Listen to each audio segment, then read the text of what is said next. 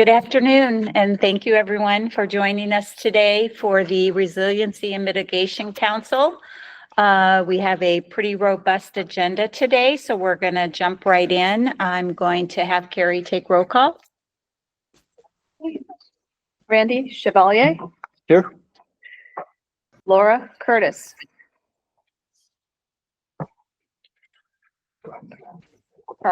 Carmine DeBone. Here. Terry Edwards. This is Ray Garcia subbing for Terry. She'll be along. Okay, thank you. Jacob Emnett. Here. Michael Newman. Jake Rhodes. Here. Tom Savage. Tom Torres. Here. Gloria Aylor. Lori Munn for Director Aylor. That is it. Thank you.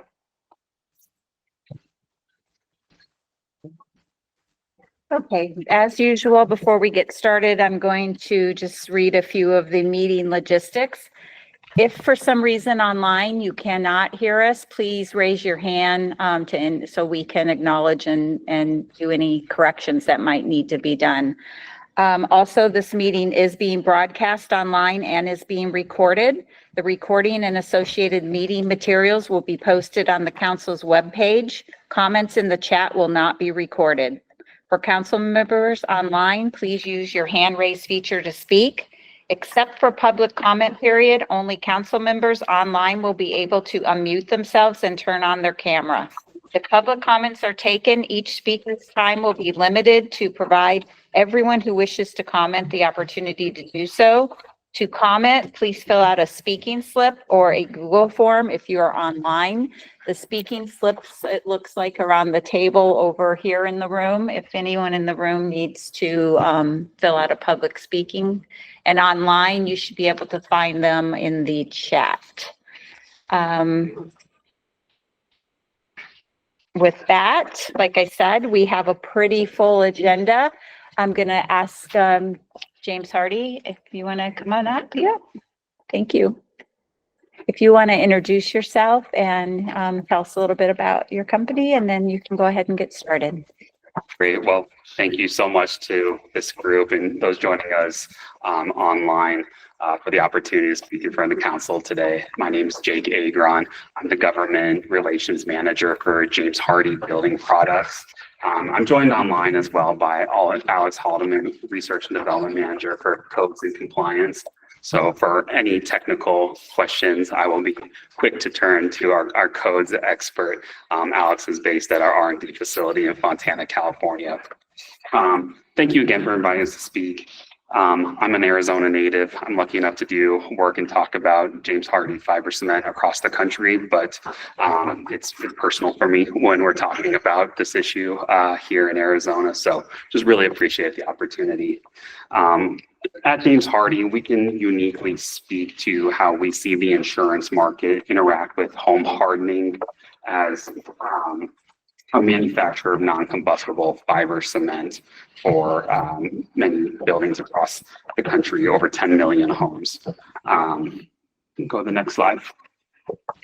So at James Hardy, we make fiber cement exterior siding as well as interior backer board for tile and countertops. Our exterior siding comes in a variety of looks, including lap, shingle, and panel designs.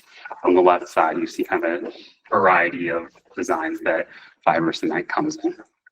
We'll go to the next slide. It's important that we acknowledge our company values and foundational imperatives before continuing further. It's important that whether we're manufacturing or supplying building products in the community, that's done in conjunction with our core principles. Those would be collaborating for greatness, honoring our commitments, doing the right thing, being bold and progressive, and embracing our diversity. We can go to the next slide. Fiber cement is made throughout the U.S., consisting of Portland cement, sand, cellulose fiber, and water. Those are the four main components that make fiber cement siding. Approximately 80% of raw materials used in manufacturing are resourced locally within 150 miles of our plant communities. And here on this map, you can see where our plant communities are located. It also shows our global headquarters in Chicago, as well as our R&D headquarters in Fontana, California. Our Fontana plant opened in the late 80s, and we now have 11 plants across the country. We'll go to the next slide. This shows how fiber cement can be used to wrap a home with different styles, including lath siding, shingle, and hardy artisan architectural panel. Designs meant to be versatile to look like a traditional wood or more modern paneling. Go to the next slide. Go to the next slide. Thanks. So what we like to make sure to highlight when it comes to James Hardie fiber cement is that it's specifically engineered for climate. So what that means is that the product looks the same regardless of where you see it, but the siding that's used in the northern part of North America is specifically meant to withstand harsh, wet winters, and siding used in the southern part of the country is engineered to last through intense Arizona summers, even 115-degree days like today. You can go to the next slide. Our fiber cement siding is water resistant, fire resistant, impact resistant, hail, unappealing to woodpeckers, and low maintenance. And that all matters, of course, to our consumers, but also in the discussion of insurance rates, discounts, and insurance availability and non-renewables. You can go to the next slide. Because of the aforementioned properties associated with fiber cement, it's recommended by HUD as a resilient building material that will resist damage from fire, flood, hail, and windstorm. Non-combustible siding, like fiber cement siding, is a featured component in IBHS's Wildfire Prepared Home program as well. Our fiber cement siding and soffit panels are also listed for use in California WUI zones. You can go to the next slide. We found that approximately 7 out of 10 insurance professionals provide some form of insurance premium discount for using fiber cement siding. For these reasons, we've been a resource to policymakers developing strategies to address the current crisis. This council is looking at to address surrounding the availability and affordability of homeowners insurance in forested areas and WUI areas. We go to the next slide. And just reinforces the point I mentioned earlier about the Wildfire Prepared program, as well as HUD, and how we interact with those programs. Next slide, please. So with IBHF, this photo shows a recent wildfire mitigation demonstration that we took part in California that pitted 2 tiny homes about the size of sheds against a fire. One was built using typical California building practices, while the other was built to the IBHS Wildfire Prepared Standard, employing effective fire prevention techniques, including in 5-foot diameter of cement pavers, free combustible mulch and plants, metal gutters, hardy fiber cement siding, enclosed eaves, metal gutters, a metal fence, and a metal patio set. You see on the left what happened to the home built to traditional California standards and what's happened to the right. And IBHS has used our fiber cement siding in these kind of demonstrations. I know they did one in Oregon right after this, and so we're always happy to help and help coordinate these kind of demonstrations. Next, please. So we're seeing a lot of activity across the Western states in this space, and wanted to highlight a few examples to look to. Policymaking is one of the few areas where it's good to cheat from your neighbors, I think. And so I wanted to highlight some issues that we've been involved with similar councils to this, as well as with legislators in recent years. Wanted to highlight in Colorado, Senate Bill 23-166 that was passed a couple of years ago that created a statewide resiliency council tasked with making a statewide resiliency WUI code. So I think we'll have someone speak specifically to Colorado later in the agenda who could speak to this. But this bill set up a task force to then come to a statewide minimum of what the standards should be for new construction and significant alterations in Colorado within low, medium, and high risk areas of wildfire. And the decision of how to draw the maps in the various WUI zones, those are policy decisions that are best for local policy makers. We really just try to help policymakers understand non-combustible building products, what kind of definitions are best used to write into the code if we're carving out what areas have to be non-combustible, ignition resistant, or otherwise. And so Colorado's definitions of non-combustible and ignition resistant are really kind of gold standard that were implemented into the statewide minimum, and that was just adopted July 1st, so a week ago. So happy to speak further about the Colorado code, but I think as this body looks to make recommendations and looks to other states going forward, that process that took well over a year in Colorado was a very fruitful exercise. In California, California legislature is still in session, but they have many bills that are still pending having to do with home hardening grant opportunities. And I think the biggest thing that I take away having discussions with California policymakers in this space is just making sure to be inclusive of many home hardening techniques. As you've seen in other presentations over the past few months, there's usually not one thing. It's a strategy of mitigating factors from zone 0 to roofs to vents to siding. And so if there's going to be grant opportunities, then it's important that it's inclusive enough to all those factors. Utah passed a bill this year, HB 327, that thought that this committee may be interested in. It provided guidelines for HOAs in how they can place significant restrictions on HOA, preventing homeowners from home hardening measures in wildfire prone areas. So this bill struck a pretty good balance in Utah's attempt to work with political subdivisions of HOAs.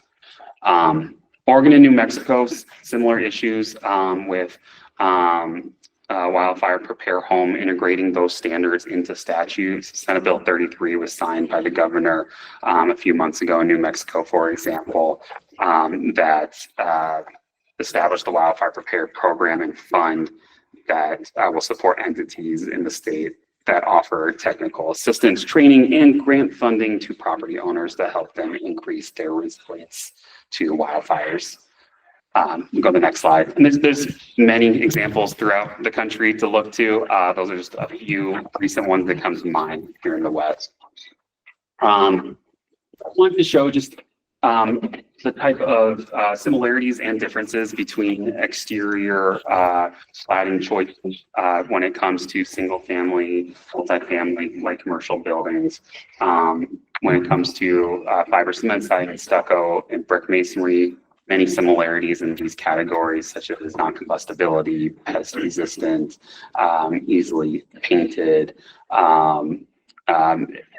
So it really, it's good to have consumer choice when it comes to picking material that is non-combustible.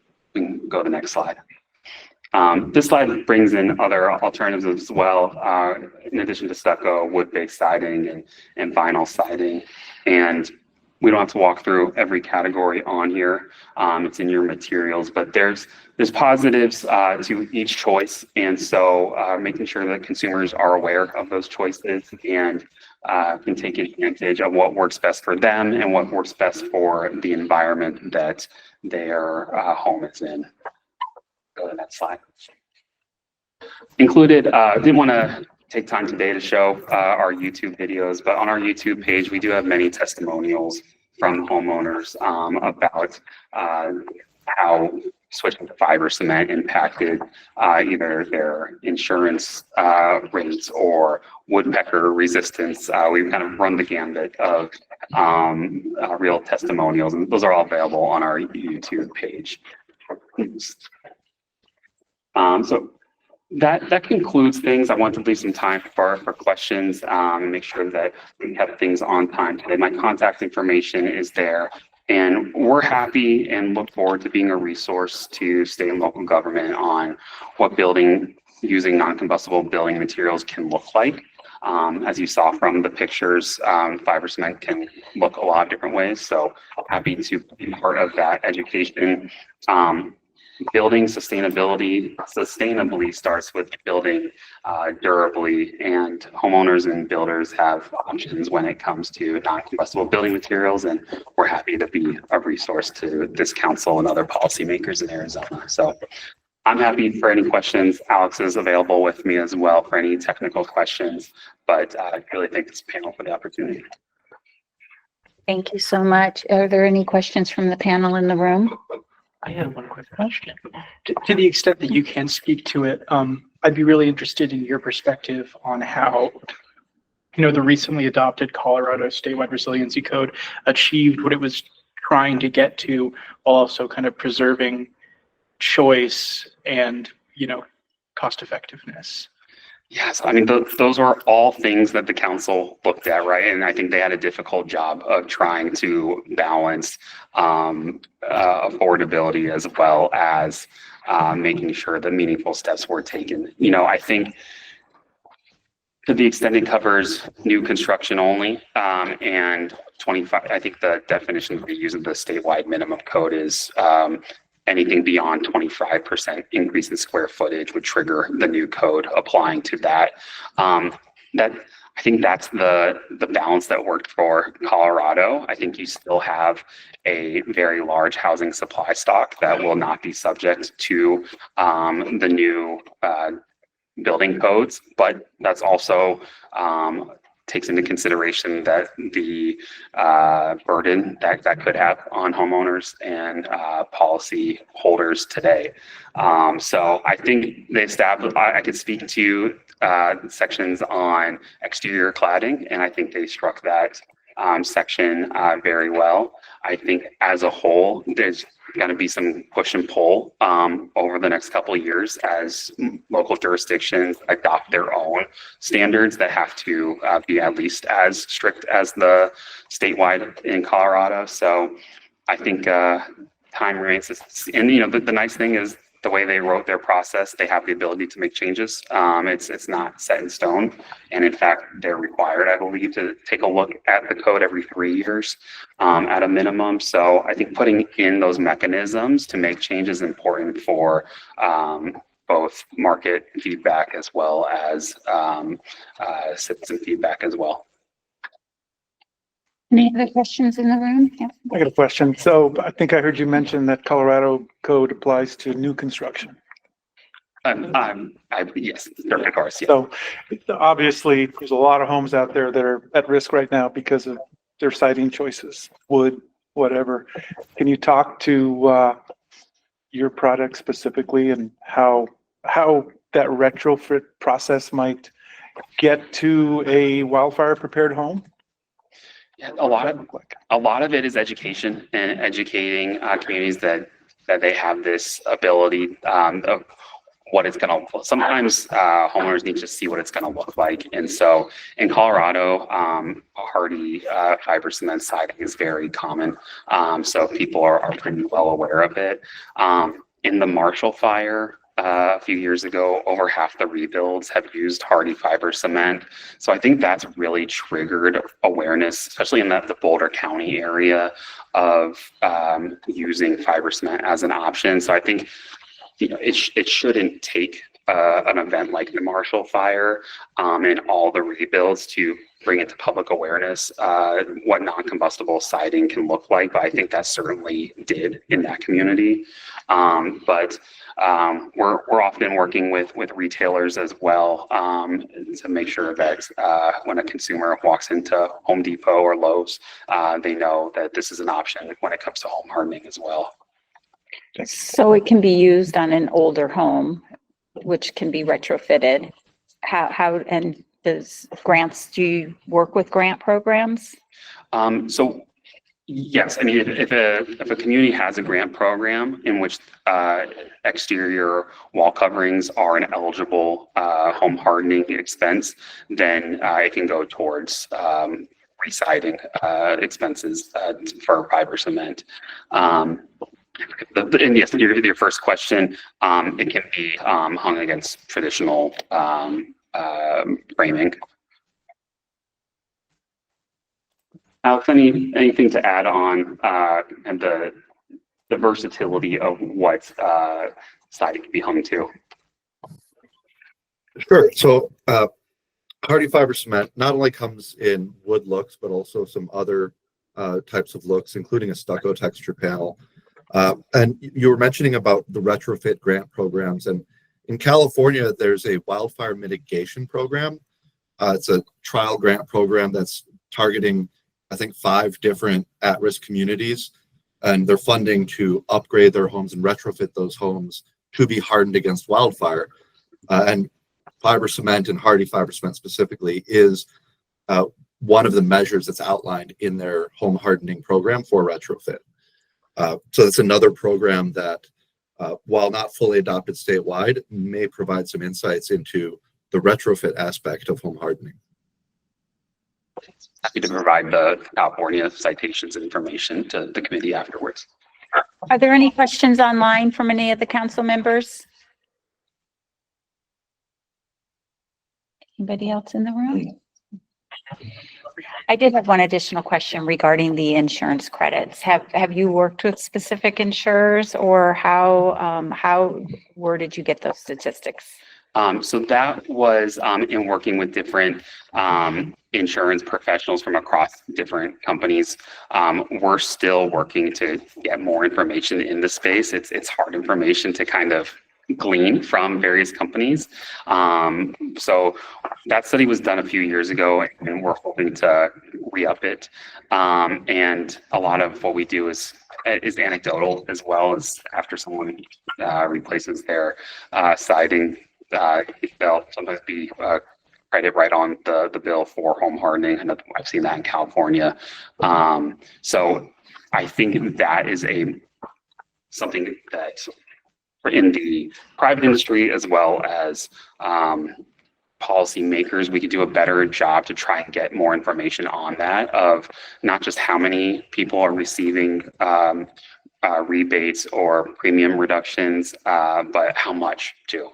So we're looking for more information in that space.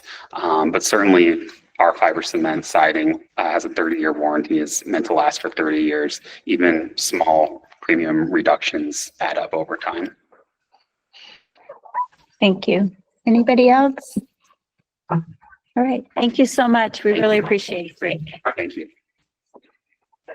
And Jake's contact information is in the packet if anyone has additional questions later.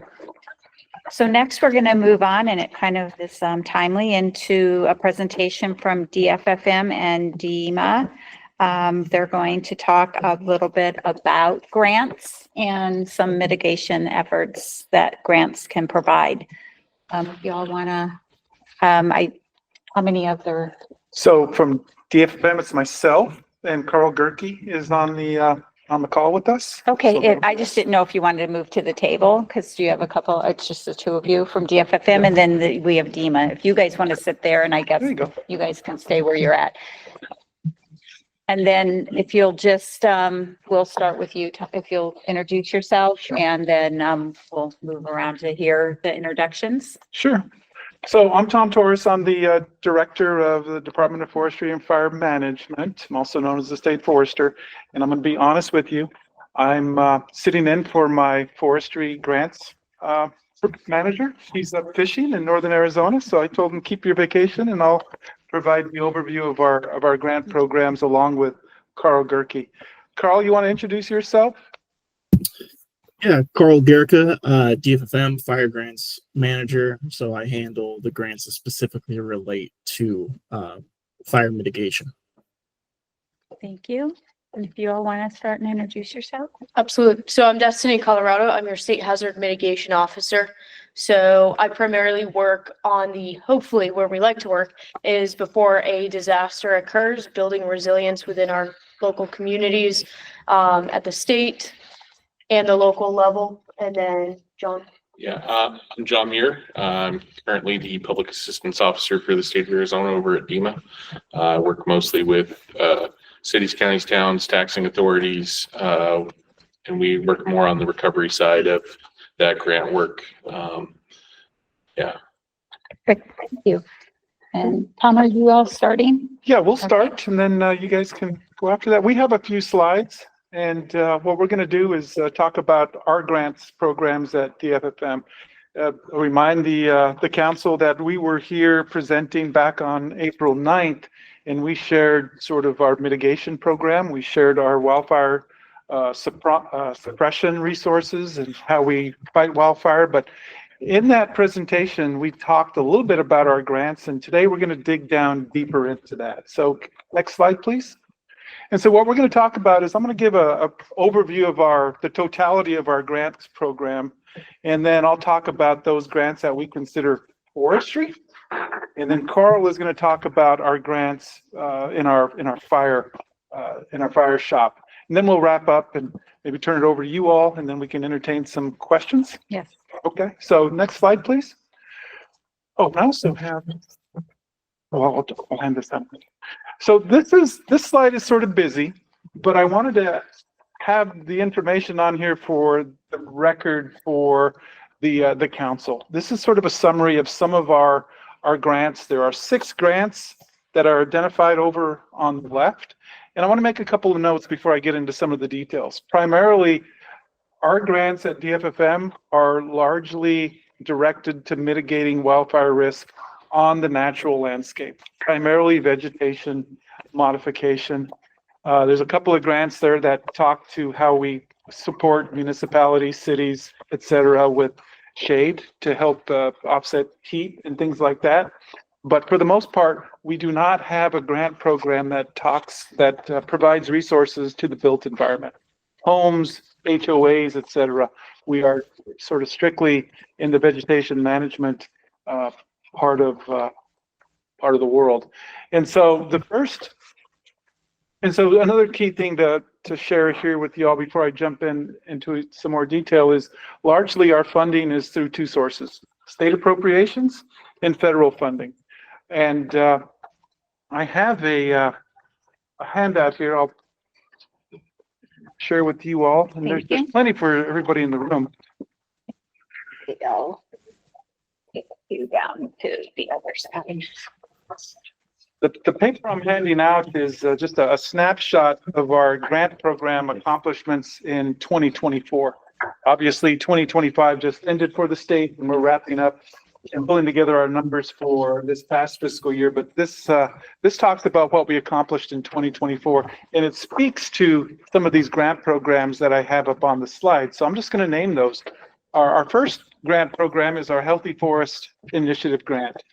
This is our biggest grant program that provides a lot of resources to different groups and communities and counties and NGOs, et cetera, to treat vegetation on the landscape, especially around communities to make them more resilient to wildfire.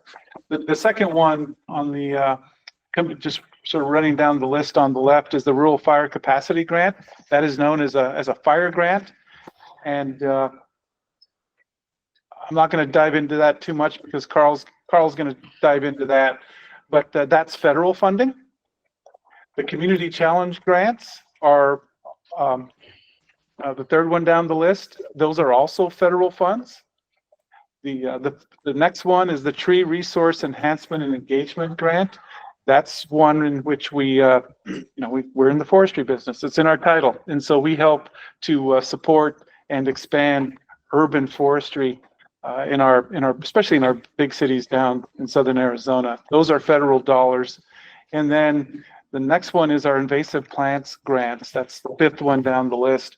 Those are a combination of both state and federal funds.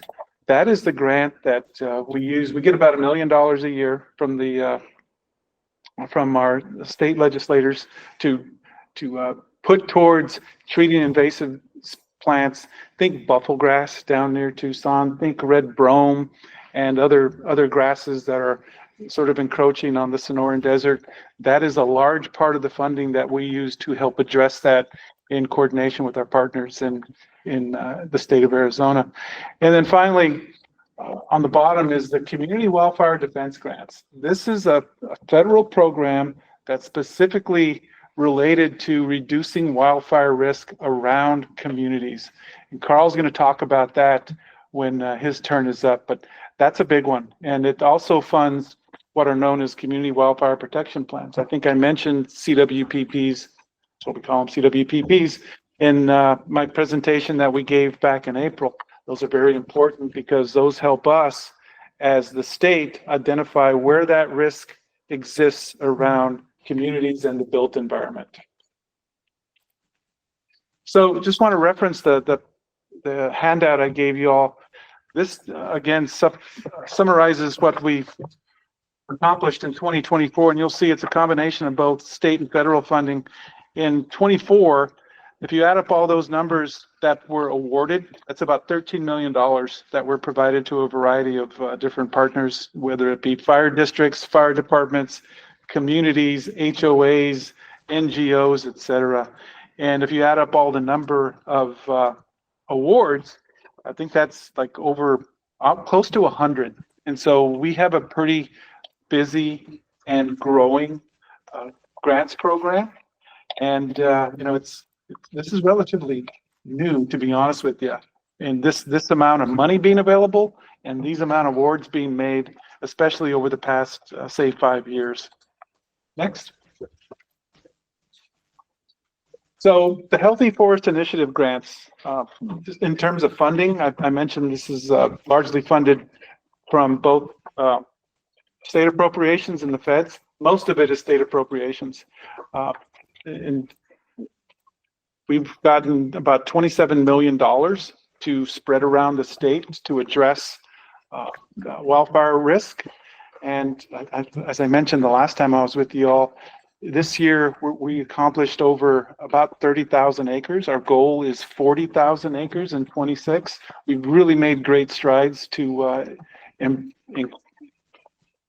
grow that program, get lower unit costs, and also out of this pot of money, we make available for grants. So of that $27 million or so we get, we make a portion of that available for grants, for communities, et cetera, to do what is needed around their communities to make them more defensible.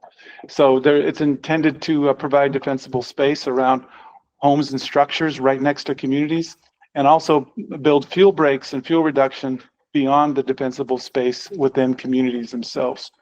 The next one on there is the Community Challenge grants. Those are intended to improve the long-term health and care of the urban forest. That's part of our urban community program.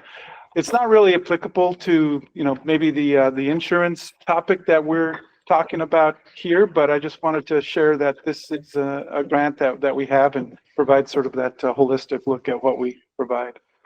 Next. So I've been talking about dollars. This slide simply shows how much has been made available and what we've accomplished. Our typical metric for what we accomplish is measured in terms of acres. And so as you can see in 2024, I mentioned that $27 million. Of that $27 million, largely, there's a couple of other pots of money that were made available as well, but we awarded about $6 million, $5.7 million to different entities across the state. The federal portion of that was about $1 million. And then you can see how it's grown from 23 and 22. And so I just want to make the point here that signifies increased support from the legislature and Governor Hobbs, obviously, within the past 2.5 years. And we look forward to having similar numbers in 25 when we report out. In 26, that's, we're obviously just a week or so into that fiscal year. Next. Just continuing on the forestry grants programs, I mentioned Another program is another grant opportunity is the tree resource enhancement and engagement. This is largely federal funding. And again, it's meant to help communities, municipalities with tree planting, care, education, how to take care of our urban forests, etc. And then the last one on there is the invasive plant grants that I mentioned earlier. It's intended to remove or eradicate invasive plants and replacement of those invasive plants with native plants. This is a big job. I think anybody who lives in the Phoenix area, go down towards Pinal County, Pima County, down near Tucson, can recognize the invasive plants that are especially invading the Sonoran Desert. That's not natural. And so largely, that's what this grant is meant to address. It's not enough. There's a lot of work to be done to address the invasive plant conditions in Arizona. And the reason why it's important for this group is because that changed fire regime due to the invasive plants causes more intense fire activity that are directly threatening some of our communities. Next. All right, so now we're going to transition into what are known as our fire grants. And I'm going to turn it over to Carl. And Carl, if you're ready, take it away, please. Yeah. So the first one I'm going to talk about is the Community Wildfire Defense Grant. This is a new funding source that came through with the infrastructure bill that got approved in the Biden administration.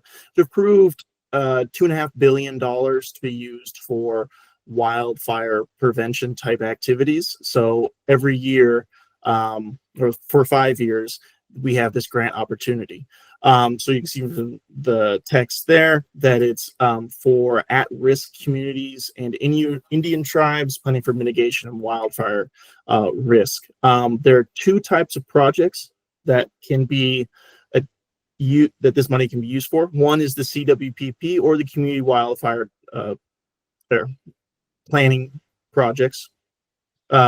Those are plans that are countywide. Usually they can be communities at a smaller level, and they identify risk and collaboration throughout the county so that we all are on the same page and we know where the dollars going, that sort of stuff.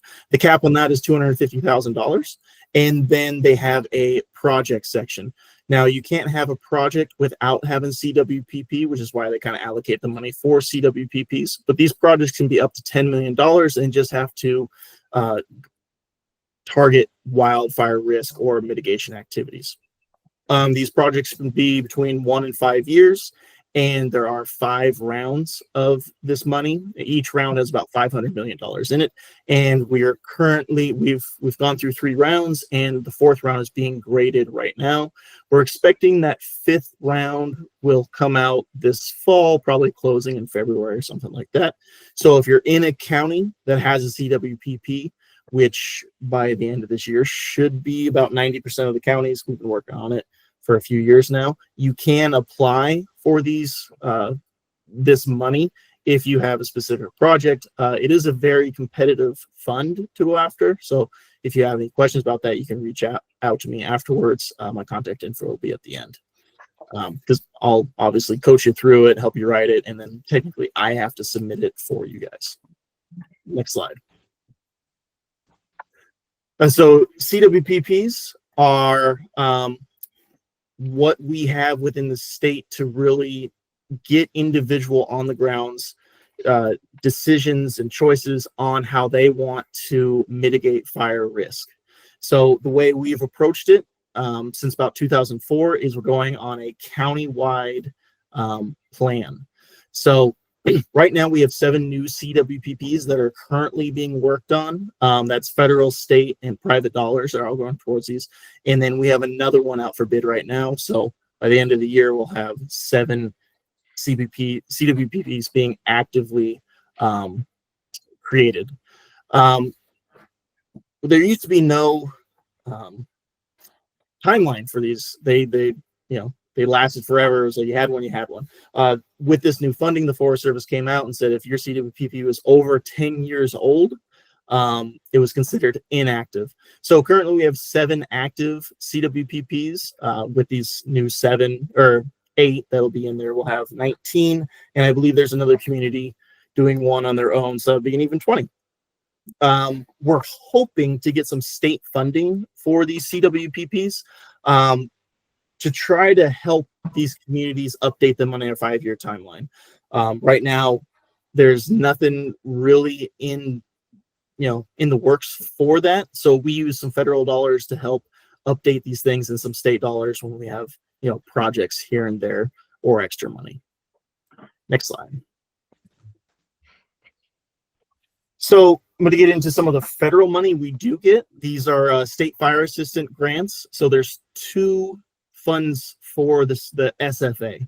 The first one is a yearly or an annual amount we get from the Forest Service, and it's around $550K. It fluctuates depending on what they have available, and that's used to pay some of our personnel, combat wildfire, and fund some special DFFM projects. A lot of that comes down to our PIO or our individuals who notify the public about response and mitigation efforts, things like that. So if you see the billboards up during the year or things at spring training, that's kind of where this money goes for those sorts of activities. The other grant, and this is one that is actually competitive, is SFA WUI, or Wild Urban Interface. This is a grant that's been going on for quite a while now, at least 15, 20 years. And it requires a 1-to-1 match. So it's a 50-50 grant. So not a lot of people go for this money. So if you're in a community that has the ability to afford, some sort of mitigation efforts, this is definitely something you should target, because Arizona hasn't been successful in getting one of these since 2019, and we don't really apply for them either. DFFM is going to be applying this round for several of these projects, but it's up to $300,000. So if you have $300K match, this is probably a slam dunk for your organization, because I can't tell you, every single year we grade these and go through them, we always have money left over because a lot of people can't afford the 1-to-1 match. Next slide. So a couple more grants are called Volunteer Fire Assistance and the Rural Fire Capacity Grant. These 2 are pretty similar, as they're used to target fire districts. So fire districts in Arizona are small communities that have less than 10,000 people. 80% of their fire department is volunteer, so they just don't have a lot of money. So the VFA funds we use to help train them and pay for some DFFM staff to do cooperative agreements, those sorts of things. It's around $150,000 a year, and that helps fund our training courses up in Prescott every year. The RFC, a Rural Fire Capacity Grant, is a grant we use specifically for these fire districts. It's a 50-50 grant, and it is up to $10,000. And that $10,000 goes towards saws, PPE, apertures for trucks, things like that. So we try to get that finished at the beginning of the year, so that these new these fire districts that don't have a lot of money, they're able to get up and running for the new fire season. And there's $100,000 available for that every year. Once again, we never spend the $100,000 because, once again, 50-50 grants are kind of hard to match. But the communities that do them come back year after year, and it is a value for our organization. Next slide.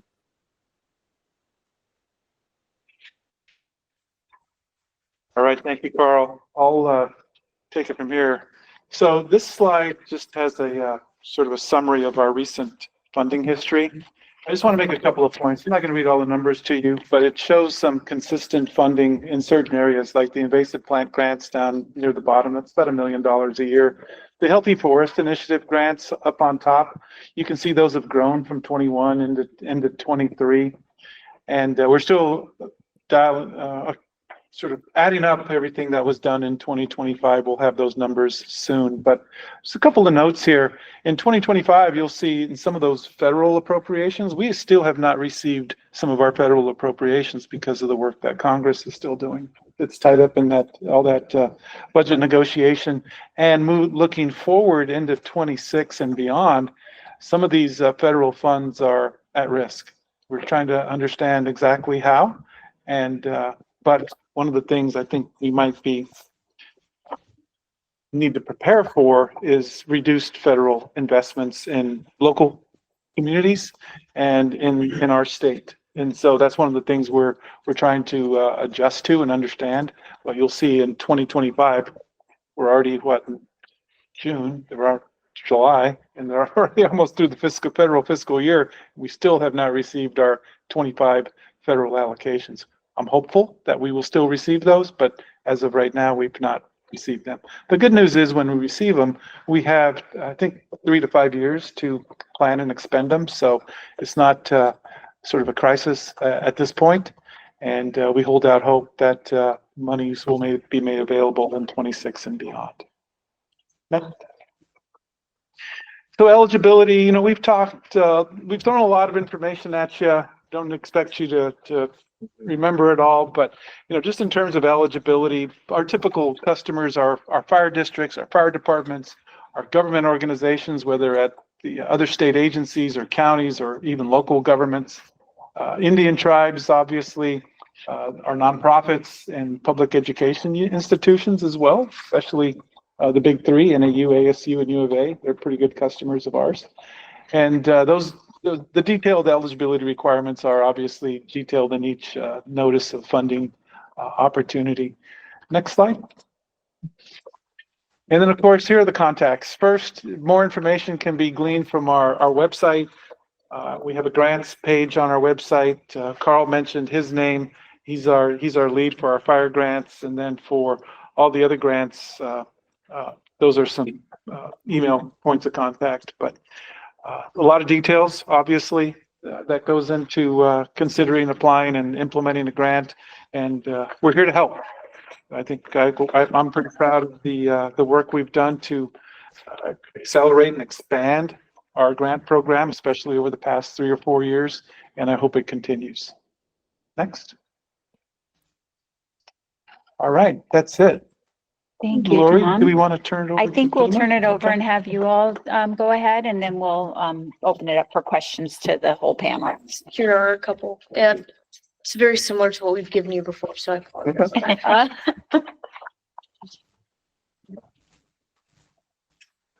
So very similar to what the director was discussing. DEMA has similar ideas and mission in regards to, again, helping build more resilient communities. So with that, we have a couple of grant programs. A couple of them have changed.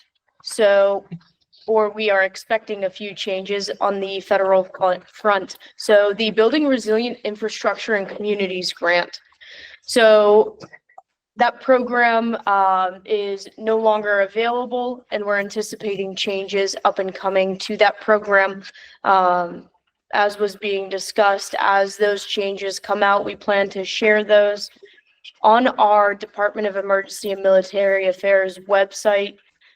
What we have compiled is a listing of not just the grants offered through DEMA, but other partners who may have wildfire or just in general fire grants available. And we've been working with the Southwest Fire Consortium to compile a pretty well-rounded listing, and we are updating that every year. Our next grant, not necessarily applicable directly for this group, but we do have National Flood Insurance Program properties within our state. So we do have a flood mitigation assistance grant. Now, the other two grants are grants that I'm not always as excited to see because that means a disaster has happened. So our Hazard Mitigation Grant Program and our Hazard Mitigation Grant Program post-fire. That means an event has occurred where we are receiving federal assistance for mitigation program implementation. So there are various projects throughout the state of Arizona that our local, county, and state agencies can submit when a notice of funding opportunity is made available. And the depth of those projects can vary, anything from planning and education activities to fire mitigation, flood mitigation. It could be something such as creating defensible spaces. That's where some of our overlap with some of our sister agencies can occur. So a lot of the times we will discuss what funding is actually available to help support our sister agencies complete what their mission is. And with that, I want to go ahead and turn it over to our public assistance officer for the state to discuss a little bit about public assistance and how that recovery piece kind of works into the mitigation process. Yeah, so our program deals largely with after a disaster happens. It is a recovery and reimbursement program. So a lot of times we are seeing the after effects of things that were not properly mitigated. Dealing with either post-fire flooding, things like that, and using the either state or federal dollars to then build back those communities. This year, with our State Emergency Council, which Director Torres was at, we had the opportunity with some of our leftover funds from the Governor's Emergency Fund to allocate some of those dollars to some mitigation projects, including some post-fire flooding stuff, some alert and warning systems, and multi-jurisdictional hazard mitigation planning efforts. So a lot of federal dollars are tied to whether or not you have an up-to-date hazard mitigation plan. We're going to try and help facilitate local jurisdictions all getting that done. And what we've seen in the past is a lot of the work and planning processes that happen, like doing CWPPs, those can feed directly into our hazard mitigation plans. So we encourage at the most local level a whole community approach, and we try and engage. That is a direct benefit that we have, is we're able to engage at various levels of government to help encourage the outreach, that education, and the planning portion to hopefully mitigate any kind of natural hazards. So I'd like to open it up for any questions. A portion I missed. Most of our programs are 75% federal share to 25% local share. So we have one of the more favorable selections for grants when it comes to that split along the way. So I was going to open it up for questions online first. Any questions online? Carmen? Carmine? Hi, good afternoon, all. Thomas, when Carl was presenting, he talked about, I think it was state fire assistance grants for WUI. And I was just hoping that you or Carl could go into a little more detail on that. I understand it's a one-to-one match and $300,000 is available. What can those funds be utilized for? So yeah, those funds can be used for, well, if you just go online and type it in, you can get the NOFO from 24, but essentially it's anything wildfire mitigation.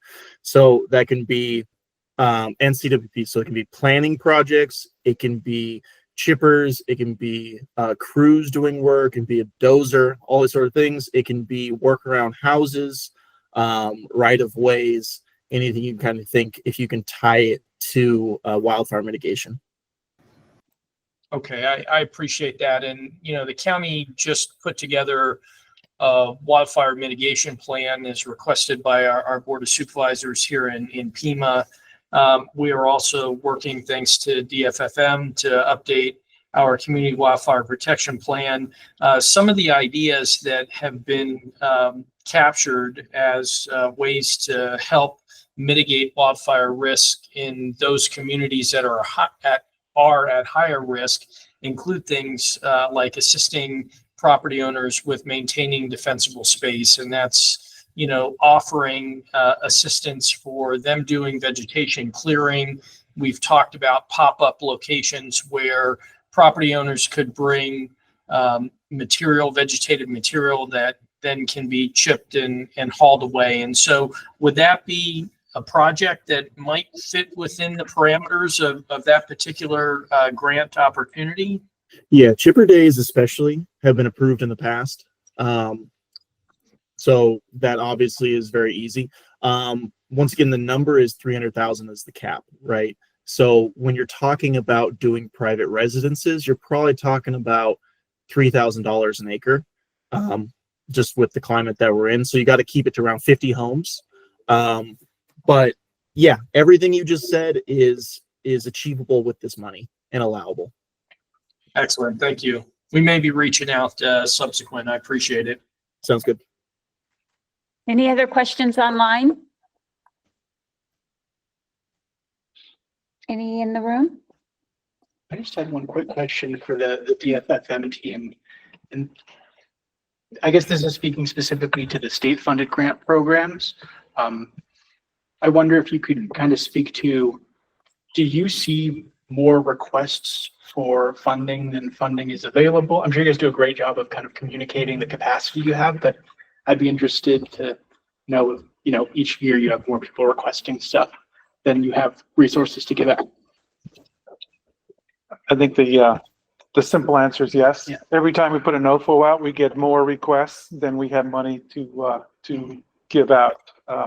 I'm sort of happy to say that the governor's new budget and that was just approved for 26 maintains and even increases some of those funds to at least maintain, if not increase our capacity to do work. One of the interesting things that's happening since we've been engaged in this work, especially over the past 3 to 4 years, is we've invited private contractors to do the work on our behalf.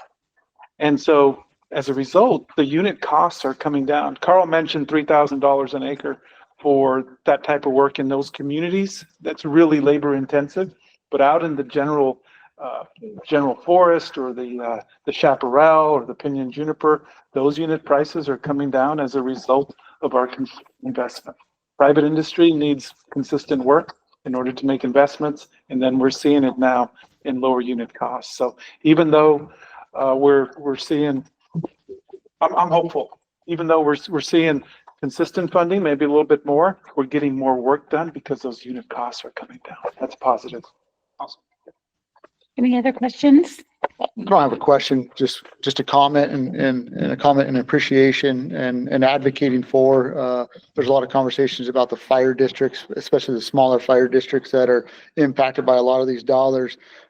Speaking to the Healthy Forest Initiative, those dollars are used on a regular basis, and I've seen the true impact of what takes place with a lot of those dollars, and hopefully gets in front of having to ask for other dollars for mitigation or recovery type work.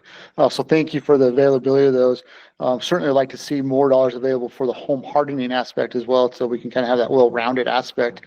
But then in addition to that, just the VFA for the smaller, less than 10,000 populations, those fire districts and smaller departments across the state truly depend on that for their equipment needs. And so just a shout out of appreciation towards the availability of those dollars.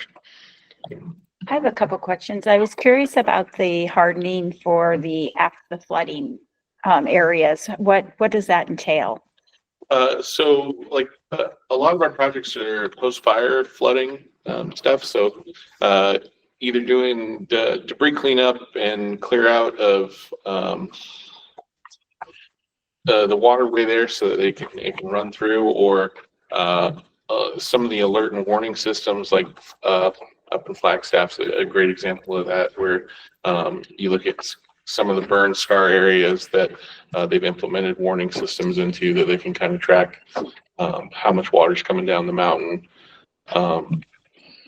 In addition to that, there's, again, much like an overlap how DEMA has with DFFM, there's an overlap within our group with PA and mitigation, where post-disaster, there's an opportunity to essentially build back better. So when we're talking about that home hardening, we don't necessarily see the same kind of post-fire flood landscape that you may see when like Florida gets hit with a hurricane. It's a little bit of a different landscape. However, we can use some of these similar tools and building materials, as it was kind of briefed earlier, to build back a little bit better, and we can help fund some of those items. So some of that information can again be found on our website, but we are also always open to setting up any calls to discuss any particular situations that may come up, because Arizona is unique in its desert landscaping. So we want to make sure that as we're building back and as we are mitigating, we're taking some of those environmental items into consideration as well. And then I have one other question. Can you each talk a little bit if an individual homeowner is looking for a grant to do some mitigation work? I know a lot of them seem to cover whole communities. Are there any resources for individuals? So historically, so we have had that where individuals do reach out. So there are very specific groups that can apply. So generally what we do is we first try and make the connection with their local state government, with their local government to contact then state government to submit a project on their behalf. So we encourage public-private partnerships to help build up those communities. So that is an eligible item if an individual or an HOA or someone would like to reach out. We will help make those connections if they don't know where that may be. And that could be connecting them with county flood control, or it could be connecting that individual with a local fire district. It just really depends on that, but we will make those The connections. reason I ask is because especially up in the mountains, there's a lot of houses that are isolated in the middle of, and they're not part of a community. So I was curious how those homeowners could get assistance. Well, I'll just say from, I talked about the typical eligible applicants for our grants, and individual homeowners is not on that list. But, Carl made mention of those CWPPs, and those are hugely, I don't know if you saw on the slide, it said important. Those are very important because it helps us understand risk and where to invest those dollars that I was talking about. Some of those investments are made directly around individual homes, groups of homes, etc. And so while typically individual homeowners aren't awardees of our grants, their interests can be reflected in the on-the-ground work, especially if we know where those risks are through those CWPPs. Everybody I talk to, I say, CWPPs are so important, not only for us to understand where to make investments, but for local leaders, folks like Carmine, he mentioned it down in Pima County. It's so important for communities, individuals, and government agencies, us, DEMA, to really understand where that risk is. And I would think that would also transcend to insurance companies. Perfect, because our agency actually started a grant page on our website. And I know this has been very helpful for me because I'm going in, especially with the state of the federal. We had a lot of federal grants listed that we weren't sure if those are even available anymore. And it looked like some of them are in question. So we will be updating our website as well to reflect, what you've told us here. Any other questions from the panel? Online, any additional questions online? Well, thank you all very much. It was very helpful. And if any questions come, your contact information is there. So next, we're going to be moving to a presentation from the Colorado Department of Regulatory Agencies. Jason Latham. Jason, are you on the line? He's been having some technical difficulties joining as a contributor, Lori, so I'm trying to see if we can get him to call in Oh, okay. via phone. It looks So like he give me just joined by phone. Yeah, but I might need to try to add that phone as a contributor, so let me. Sometimes with Google Meets, the states seem to have problems. Yeah, I don't know why it won't let him in. But So what did you need me to do? just add him in there as an actual invite. Add him as an invite.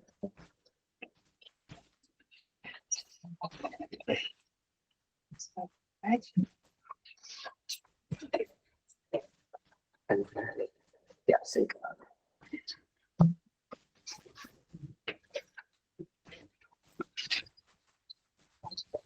Just try to see how we can get him to join in.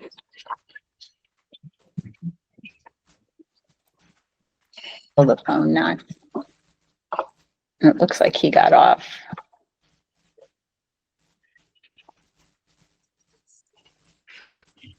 Oh, there he is. Can you hear us, Jason? You're on mute. I believe I saw There you are.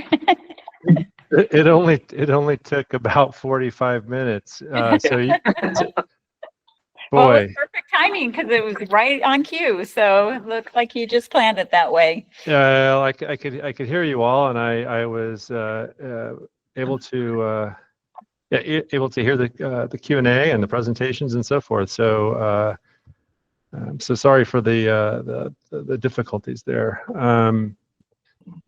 So But Jason, if you want to just introduce yourself sure. and then we can take it from there. You can take it. Yeah, sure thing. Yeah, my name is Jason Lapham. I'm one of the deputy commissioners here at the Colorado Division of Insurance, one of Lori's counterparts, and been with the division for about 10 years. Been in my current role for the better part of 2 years. Done a lot of different things over the course of those 10 years here at the division. Before that, I was with the Kansas DOI for about 10 years. So I've been a regulator in various capacities over the last 20 or so. But thanks, Lori, for inviting me, and hopefully this is a worthwhile contribution to hear from a nearby state and the kinds of things that we're doing. As I know we're all kind of concerned with very similar problems and exploring different sorts of solutions and for addressing these problems. And this is just the legislation that I want to highlight today is one more piece, hopefully, of the puzzle to address availability and affordability concerns, particularly as it relates to wildfire risk.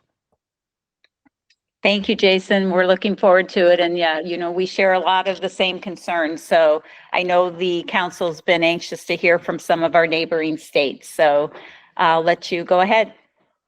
Okay, great. So I guess somebody else is driving the slides. Is that the way this works? Yes. If you just want to say next slide when you're ready, we will move it along. Okay, yeah, go ahead to the next slide, please.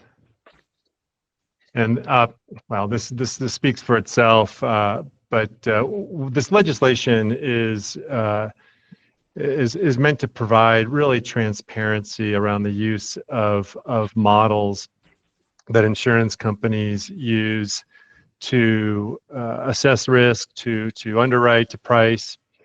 The homeowners particularly is what this is focused on, homeowners or residential coverage. And it kind of came out of what we felt was a lack of transparency as it relates to the use of models and sort of sophisticated technologies that insurance companies are using, both with respect to the division, right, having better insight into these models and the role that they're playing, but also just as important to give that more transparency for consumers into how companies are using these models, but also how, more importantly, how individual homeowners can reduce the risk associated with wildfire to potentially have a positive impact on wildfire risk scores, to both improve their improve availability, but also potentially have a downward pressure on premium for individual homeowners as well.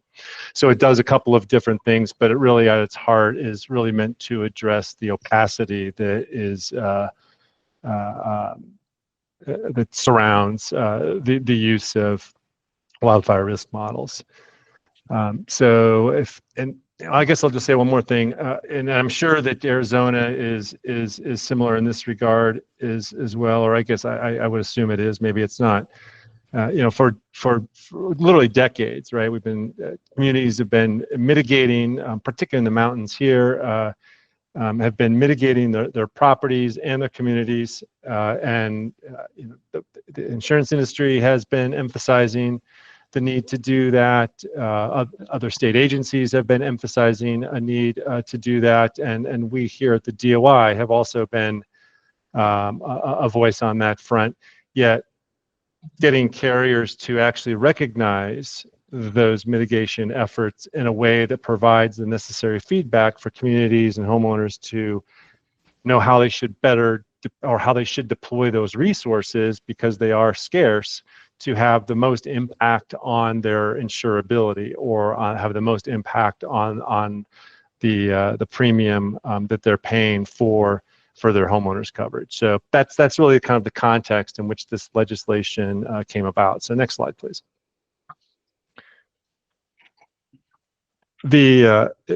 So this is it's broadly applicable.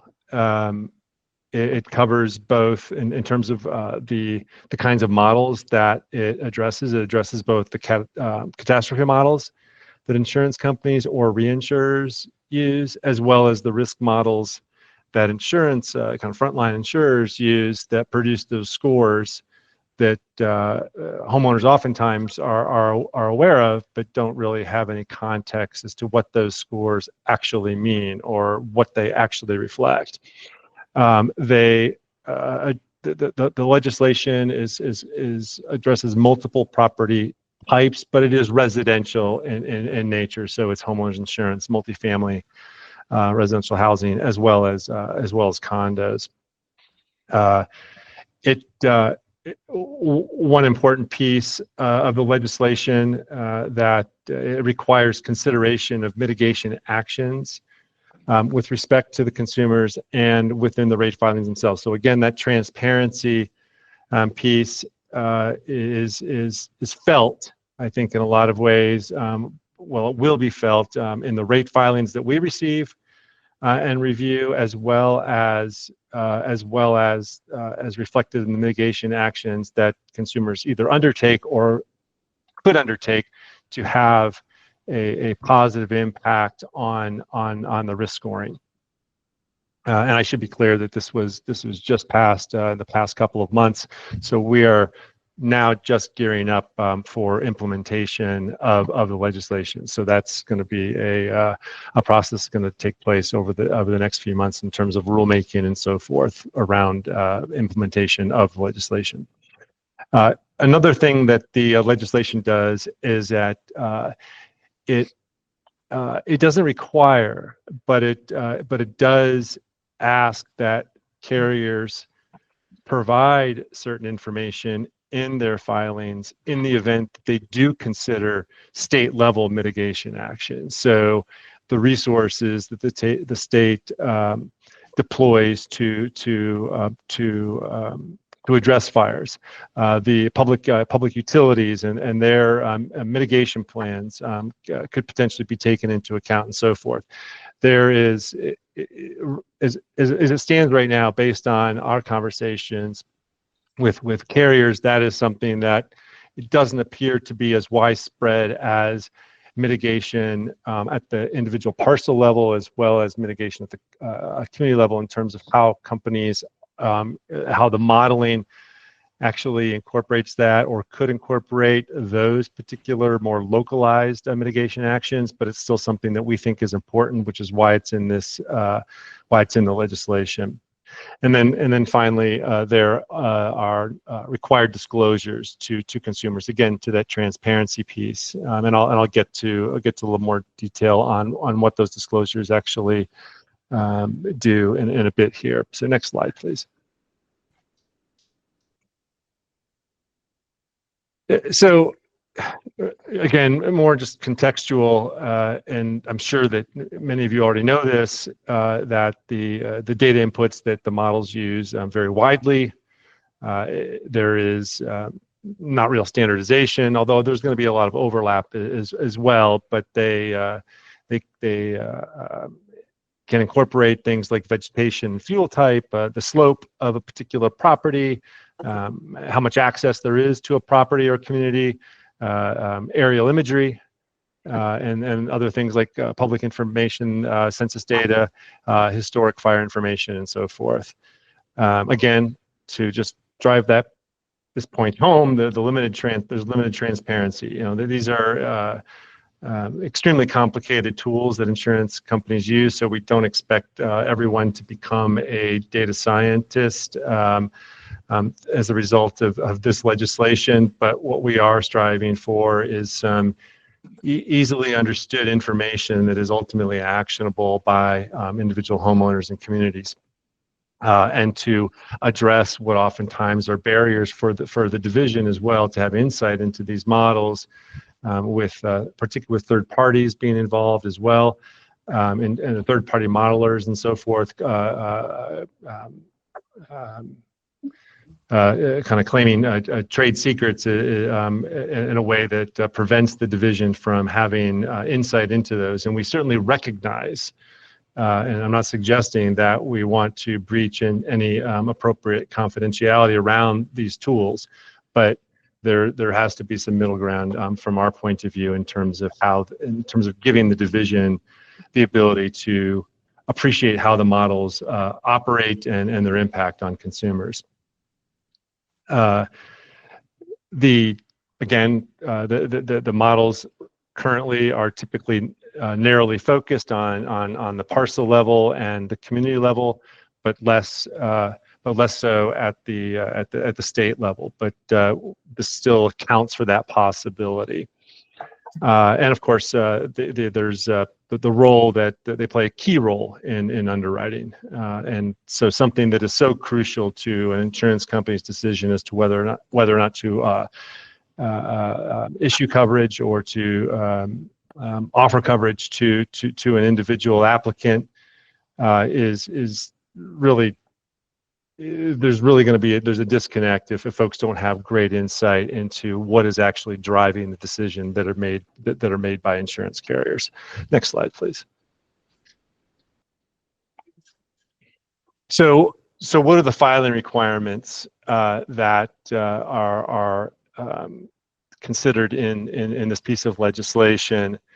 So if a model is used, insurers, which I think most do, but it does allow for that possibility where a model is not used. But if a model is used, insurers must factor in property and community mitigation when scoring wildfire risk.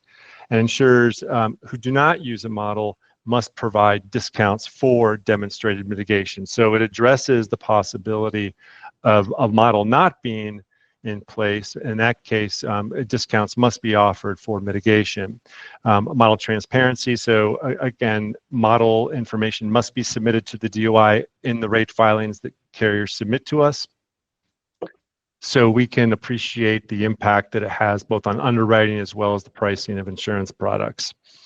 The required model inputs. So the legislation does require specific inputs in the model.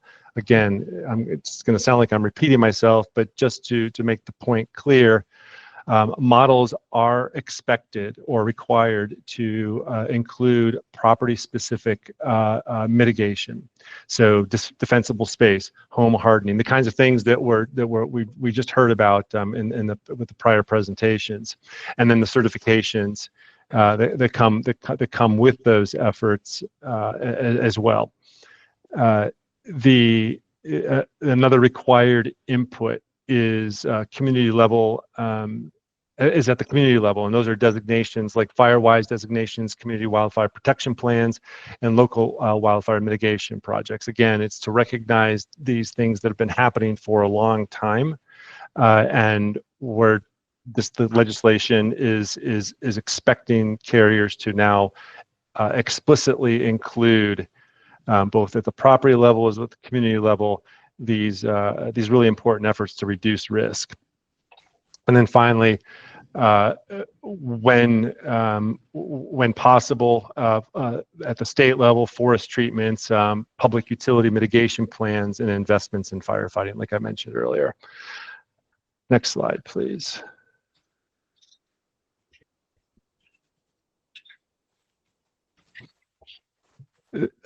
So the consumer notification requirements, you can read. I won't necessarily need to go through each one of these bullets, but a significant part of the legislation itself is relates to policyholder rights, right? So it's insurers must explain the risk scores and the price and impacts and how to lower those risk scores.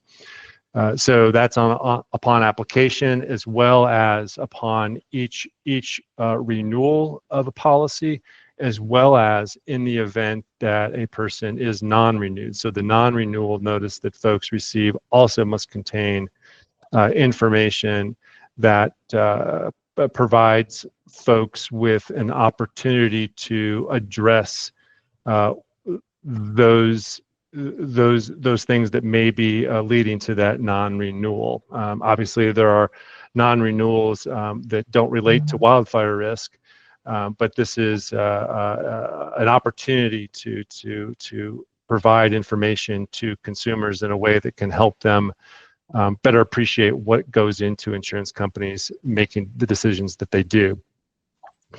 And there's also an appeals process, a part of this notification, a part of these notification requirements. So if a consumer believes that there is an error in the information or in the model output, they will have an opportunity to appeal the decision or that risk score that informed the decision that an insurance company made by demonstrating that certain mitigation activities have taken place, or there's something else that's incorrect that led to a decision being potentially made erroneously. What's also here, so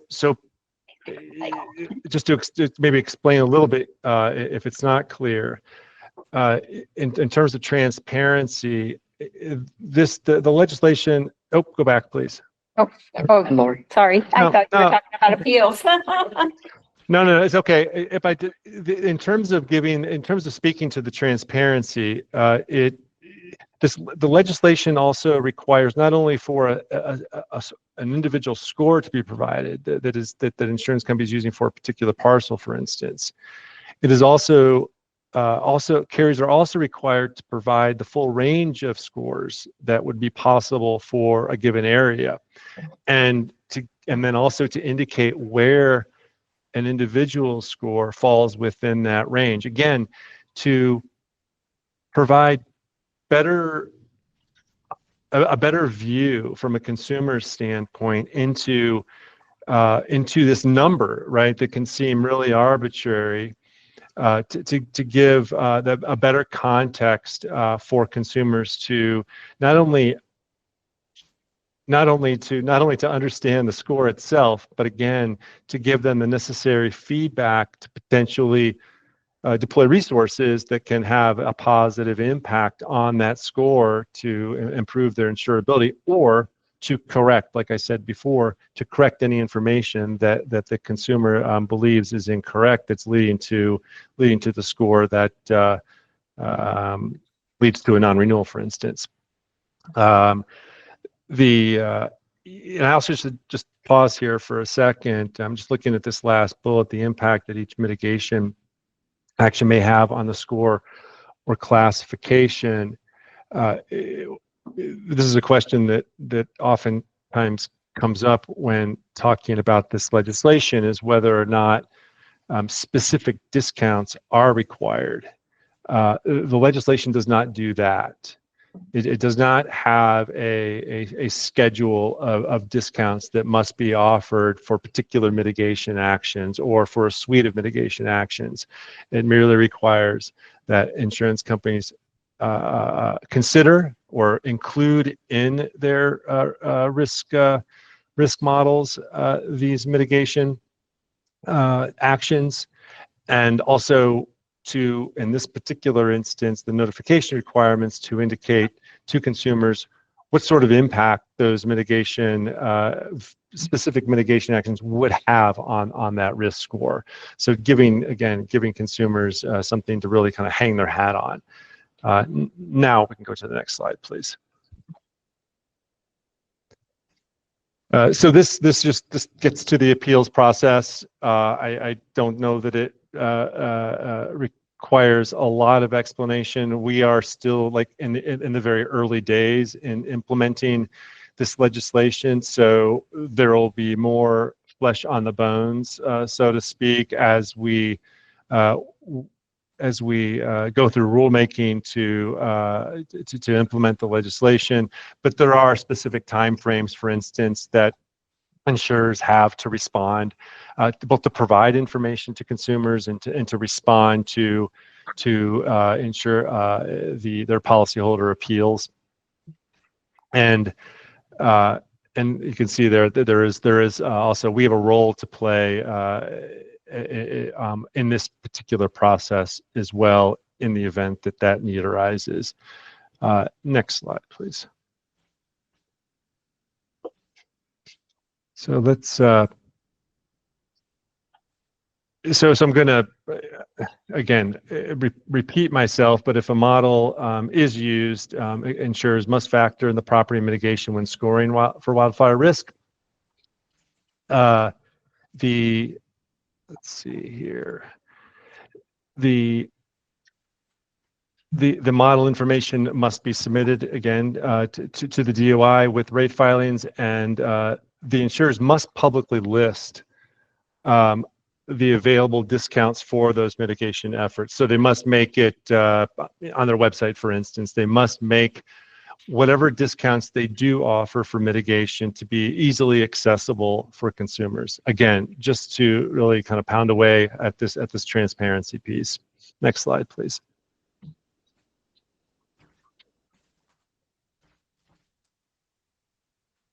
This is just again highlighting. I think many of you, none of this should be news to any of you in terms of the kinds of things that we expect insurers to consider, both at the individual parcel level as well as at the community level. And this just kind of highlights those various elements that are called out in the legislation. Next slide, please. And finally, these are just some statistics in terms of the mitigation activities that have taken place at a certain level over the last, well, I guess so since 2019 to 2023. And the point here is just to highlight the amount of effort that homeowners and communities put forth to addressing this wildfire risk, right? They take it very seriously. They have for a long time, and it's this legislation is bridging that gap in some ways that really creates sort of a mystery for homeowners and frankly for the division as well in many ways. And so this legislation, I think, is going to go a long way to addressing this gap. So that is it was a quick rundown of the legislation, but I'm happy to take any questions or just kind of open this up for discussion if that's useful for you all. So Jason, just before we move on, can you just touch, I know the FAIR plan just took effect or is taking effect. Can you just give us a little bit of update on what's happening with that in your state? Yeah, the FAIR. So it was a little bit delayed in getting it up and running. We're the first plan or the first FAIR plan to be stood up in something. I think it's something like 30 years. But it started offering homeowners coverage in April. So whatever that is, 3 months ago, and commercial coverage will be offered fairly soon. It may even, in fact, be this week. It's been relatively slow, which is not necessarily that's not a bad thing. Everything being equal, we intentionally, or the legislation intentionally, when the FAIR plan was created a couple of years ago. Or at least when the legislation was passed a couple of years ago, folks were very mindful of not creating an entity that would compete with private insurers, and so there's caps on the coverage of $750,000, and that is all coverage. That is the primary structure as well as contents as well as any additional structure. So It is quite limited in terms of the coverage. It's also at actual cash value. It is not replacement cost value. So it is again that's limiting the coverage, and that was intentional. I think as it stands right now, something like 30 policies have been issued over the last 3 months or so. Now that could change. But I think it's also the case that the surplus lines market is, again, I don't know, but it wouldn't surprise me if Arizona's experience is similar. The surplus lines market is that business is picked up and picking up the slack. So that could also account for those relatively small numbers with the FAIR plan. But like I said, that is not necessarily a bad thing. Again, provided that folks can actually find coverage. And so we'll just have to see how it plays out. We're still really early days in FAIR plan. And one more thing I just wanted to mention, back to the legislation real quick. This was 2 pieces of legislation that division was very much involved in supporting. And the other piece of legislation, unfortunately, it did not pass. And so we're going to take another run at it next year. That legislation was, thinking about the earlier presentations today, was to set up a grant program for hail. Wildfire and hail are the 2 big drivers here in Colorado. In fact, hail is vastly more than wildfire. To create a grant program for folks to retrofit their roofs to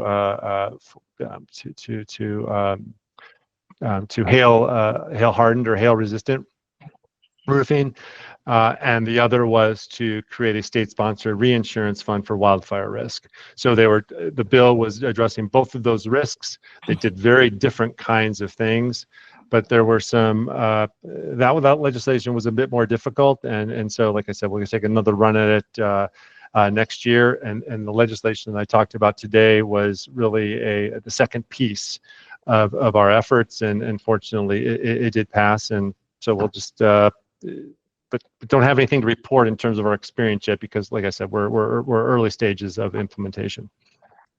So one more thing, I don't know if you were on when James Hardy did their presentation, but they talked about SB 23-166. Can you just give us a little more insight into that? I can't. I mean, I can. Well, I shouldn't say that I can't. I'm not directly involved in it, right? It's handled by a separate agency. I don't have conversations with folks in any real way in terms of you're referring to the grant program, right, The Lori? resiliency program, yeah. Yeah. Are you talking about sorry, I don't know the legislation number. Are you talking about the code board, or are you talking about the grant program? It's the statewide resiliency code, the code board. Oh, it's the code board. Yep. Sorry. Yeah. Again, my answer is the same for that as well, although I do know that they finalized this. And I will say one thing I will mention, and I don't know if this is helpful for you all or not. We've now encountered this question a number of times coming from municipalities as well as individuals. As individual towns and cities do their WUI mapping, for instance, and folks have expressed concerns, like local government officials as well as individual just citizens have expressed concern that could potentially influence insurance companies. If for instance, the redrawing of a map now captures somebody in the WUI that wasn't previously in the WUI designated area, the question or the concern is whether or not that's going to have a negative impact on them, because insurance companies now are going to consider that information where they didn't before. Our take, and this is kind of a waxing and waning issue. These questions came up a number of months ago. I'm not sure what's driving it, the insurance companies are using their own modeling and their own mapping to make their decisions. They're not relying upon individual cities and their mapping exercises. We certainly encourage what cities are doing. It goes, I don't think they're working at cross purposes here, but the insurance companies are certainly using their own resources to evaluate the risk, not individual localities. Thank you. With that, Jason, we're going to open it up for questions. I'm going to start within the room. Any questions in the room? Thank you. Hi, Jason. My name is Jacob. I work for our state's Association of County Supervisors, and they've really largely been pulled into this via their constituents who are kind of reaching out regarding the rising costs of insurance or a loss of coverage. As far as I understand it, definitely welcome correction from people who are experts on the council. This has a lot of stuff. This spells a lot of stuff that we don't currently do. That's things like the appeals process for wildfire scoring, disclosure of how scores are calculated, requiring mitigations to be taken into account, model review. So that would all be new, I think, for us. At the same time, there's stuff in here where it seems like you guys have worked with the insurance industry. They're, not requiring specific discounts for specific things. Given that you guys were involved in the creation of this, I was just wondering if you could speak to how maybe compromise was achieved on this, because it's a lot of stuff. It is a lot of stuff, as many of you know, right? It's you look at a piece of legislation, it may only occupy 5 or 6 pages, and doesn't take that much. But then when you actually start getting into it, oh yeah, you realize it is a whole lot. Particularly, like you pointed out, doing a lot of things that are new. But on the question, I wasn't a part of those types of conversations, but you are correct though that it does do a lot. But there was also a desire to create that by displaying or by making transparent the way companies consider mitigation, for instance, right? How they're using these models and making public the discounts that are available to folks if they do certain actions. That our view is that competition will drive that in a positive direction, giving consumers the resources that they need to make decisions, not just about mitigation, but what carrier or carriers they wish to do business with will, we think, have a positive influence on the market generally, as opposed to the state kind of handing down what we think what discounts make the most sense for a particular mitigation. We think that carriers are in a good position to be able to do that, and making it transparent is going to reinforce that. Is how we came at that problem. Does that answer your question? It does. If I ask one more. Mhm. I really appreciate Lori bringing up the FAIR plan, because I hadn't realized that was something Colorado had been working on, or a version of that. And as I understand it, at least from what I've looked at for California, right, it takes every insurer based on their proportion of the market and kind of has them contribute to a plan for people who can't get insurance anywhere else. I was just wondering, since that's been created, have you seen insurers pulling out at all, or has it stayed relatively consistent? I don't think that there's anything to suggest that the creation or the existence of the FAIR plan is having that kind of impact on carriers. In fact, this is anecdotal. I can't quantify this. I think things seem to be stabilizing somewhat, both in terms of the number of non-renewals, for instance, that are taking place. And this is information that we gather in the rate filings. I'm not sure how Arizona handles that or gathers that kind of information. But of course, again, that could change, and those are my impressions. I can't quantify that.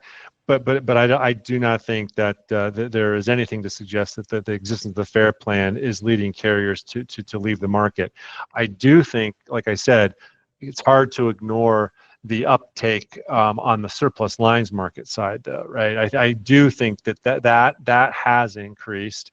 We have limited view into that just by its nature being much less regulated than the admitted market is, but I think it is safe to say that, like I said before, that those surplus lines carriers are picking up the slack as well. So I'm not sure what the interplay is there in terms of your question, but no, I don't think that the FAIR plan or the existing FAIR plan has any kind of negative impact in admitted carrier participation in the market.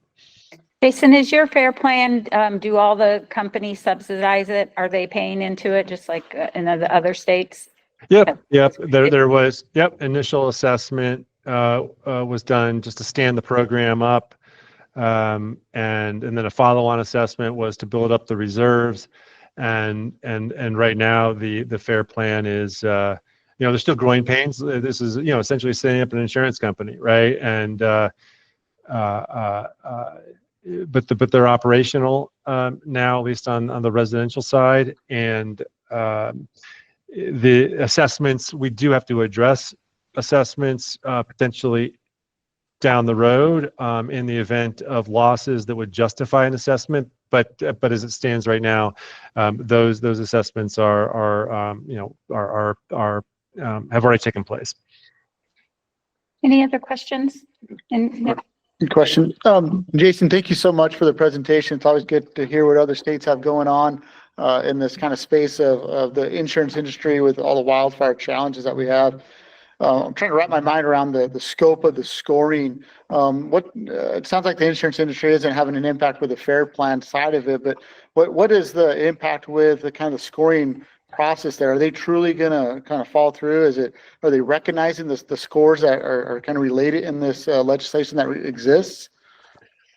So the scoring is really dependent upon the model or models that an insurance company is using, and those can vary, right? That's another challenge, right? And that's part of the disclosure as well. Consumers have to be told that this is your score, right?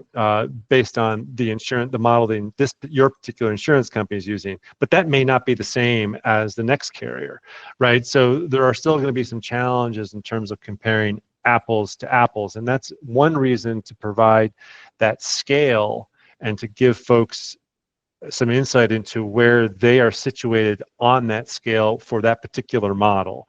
But it is the models that are developed by the carriers, or like I mentioned earlier, by these third-party modelers that insurance. I mean, it's a handful of companies. We're not talking about a terribly large number. But I don't know if I completely answered your question.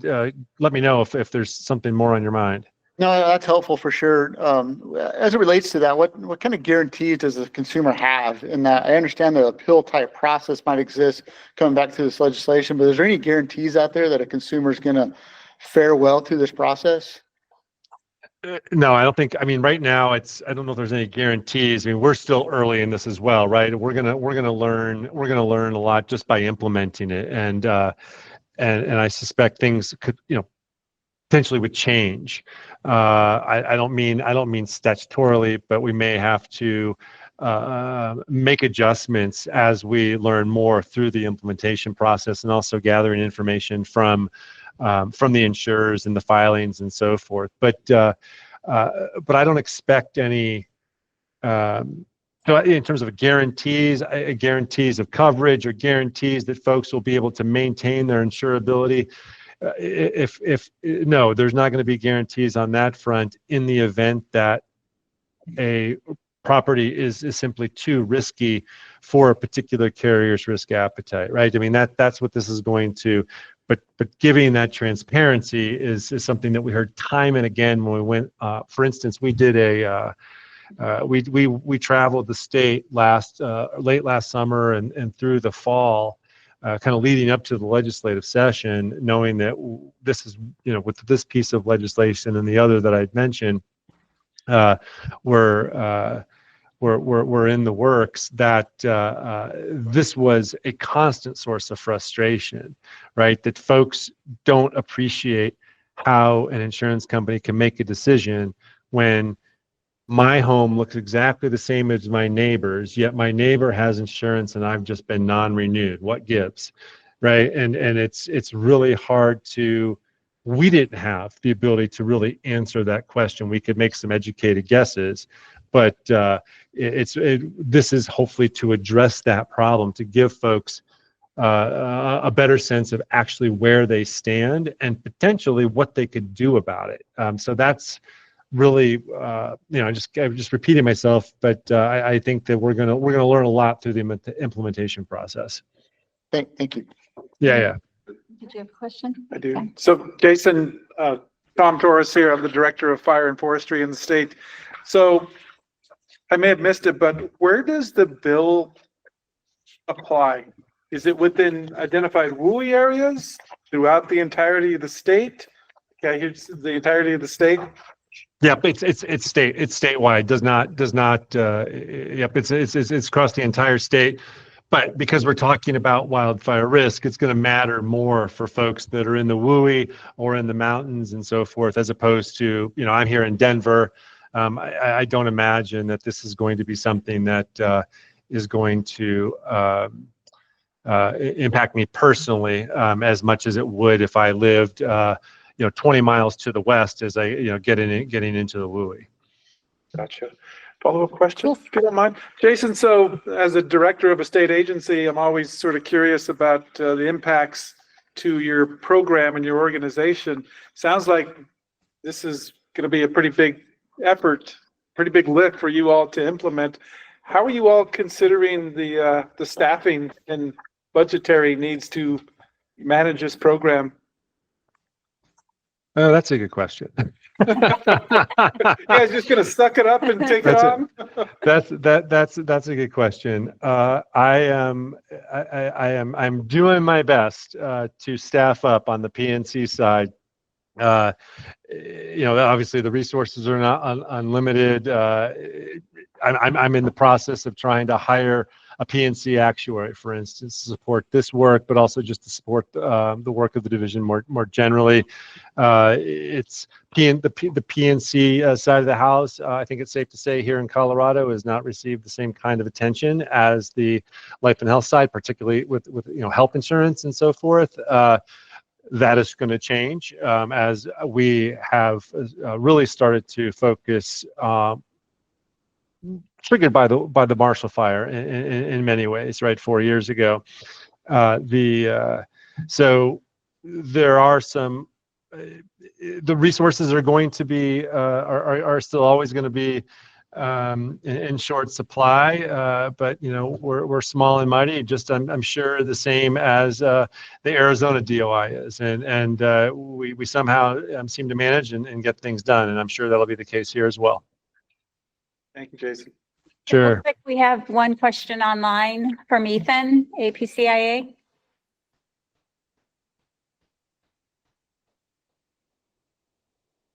Ethan, we can't hear you. You are a contributor. You should be able to unmute. He did. Yeah. Yep. Can you hear me okay now? We can, yes. Oh, good. Thank you. Yeah, Ethan Aumann, the American Property Casualty Insurance Association. I just wanted to provide a little brief context from the industry point of view on this legislation and say that our members and organization engaged during the drafting of the legislation and continue to have concerns with how it may be implemented. We spend a lot of time talking about affordability of insurance, and yet, ironically, the result of this legislation may actually add to affordability challenges in the state of Colorado. And I'll just make a couple of brief points that I'll try and convey here. One is kind of this public fear around the black box of models. But really the point that needs to be conveyed to consumers is that these represent the best available science. They're imperfect, but they account for a lot of the primary factors driving risk on the ground.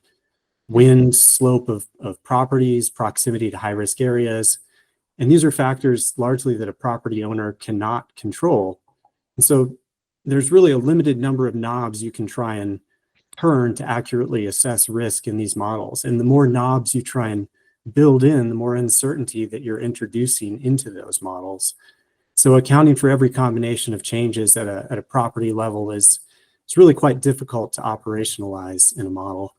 And then the other point I'll make is that pulling out the level of detail that affects an individual property adds significant complexity and cost to insurers, and reporting and building in all of those reporting requirements.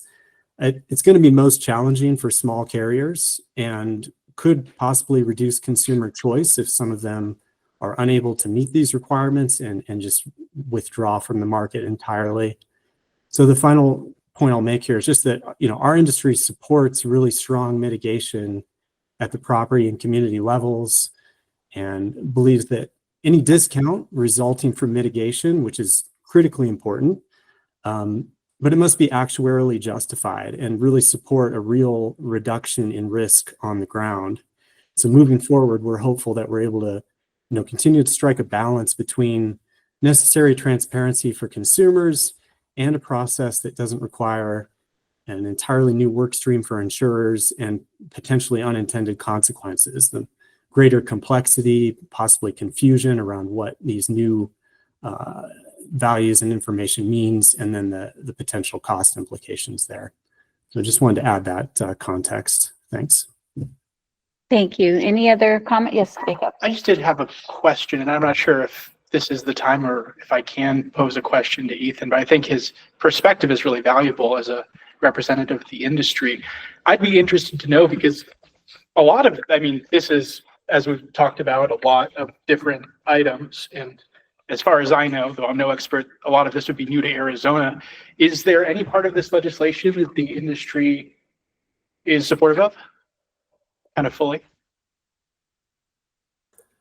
I think, as I mentioned, we are strongly supportive of efforts to mitigate properties at the individual property and community level.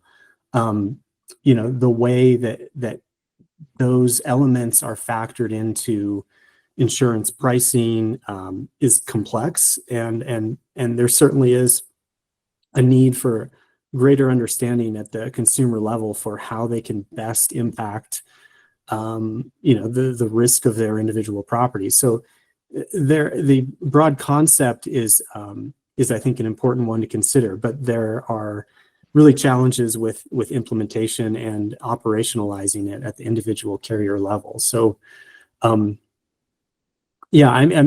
are positive elements that we can certainly, if I'd want to follow up with you to maybe point out of elements that we could be more aligned with. I'll just add that we do think that there are some modeling firms that are sophisticated enough to actually address the kinds of things that we're talking about at the parcel level, and that is hopefully this legislation hopefully encourages that kind of modeling. I agree with Ethan. These are extremely complicated tools that insurance carriers use, and they're extremely important in terms of getting the assessment of risk right. But at the same time, we also think that not all models are necessarily equally equipped to do this sort of thing. But we do believe that there are those that are, and hopefully this is kind of driving that conversation forward and on a positive way as well. Anyways, the implementation is always is going to there's a lot of work for the division in terms of implementing this, but I'm extremely hopeful that this is going to have a positive impact, and I just hope that Ethan,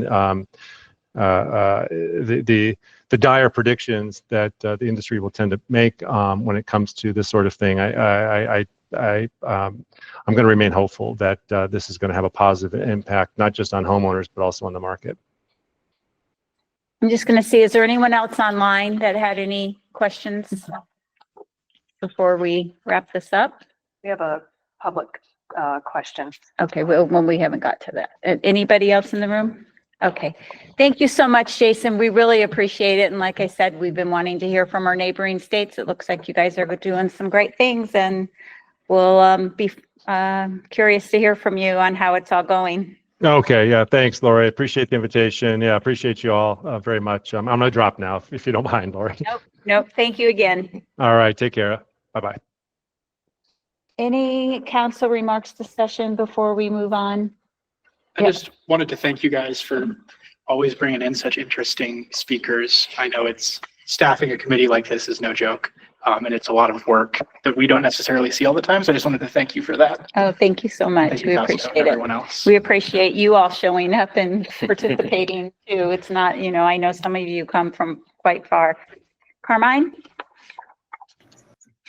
Hi, thank you. And I just wanted to really echo the thanks that were just expressed by Jacob. And, at the last meeting, I had asked a rhetorical question about how do we transition from seeing presentations on a variety of different models and tools that are available into trying to brainstorm of potential solutions. And I really appreciate the presentation from the Colorado Division of Insurance. And I think that is turning us a little bit towards, okay, what is available to us here to potentially consider as we try to wrap our arms around it in the state of Arizona. So that was extremely on point, and I'm thankful that we had that presentation today. Thank you. And with that, I believe we have one public comment online. So since we started a little late, we'll move on to the public comments. Before that, let me just read the logistics. And I don't think we have anyone in the room, so I'm gonna, when providing public comment, identify yourself and who you are representing if applicable. The council will not be answering any questions during the public comment period, but may request that any matters presented be reviewed by council staff or placed on an upcoming agenda. So with that, Carrie, if you want to let that person. I've just sent a notification to Conrad Jackson, if you'd like to unmute.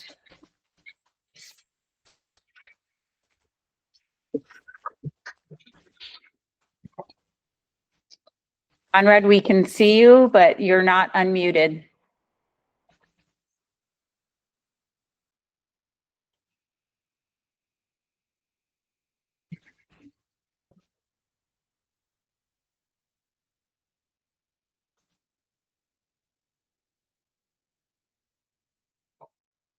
We still, I don't know if you can hear us, but we can't hear you. You're still muted. There's a little microphone.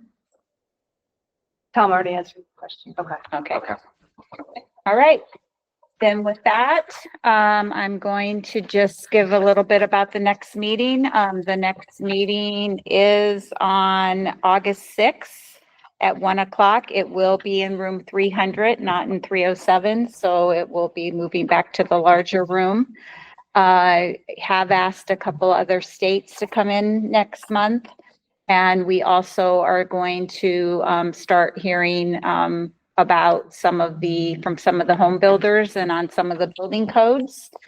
I just want to let you know, we did update the website. So we will be having a meeting on August 6th. And then in September, we will be wrapping up the council. And so with that meeting, we'll be bringing in some other speakers to kind of bring this all together. And then that will be the last meeting and we'll start working on our report. So any discussion on any of that, or is there anything that any of you that we haven't presented that I wanted to ask you all that you might want to hear from before we adjourn these meetings?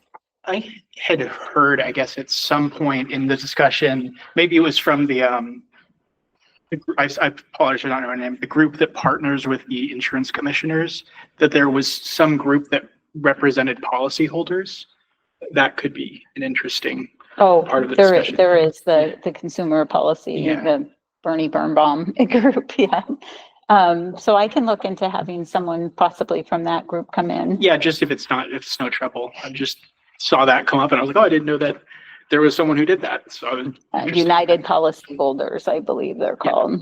So, okay, thank you. Anybody else? Any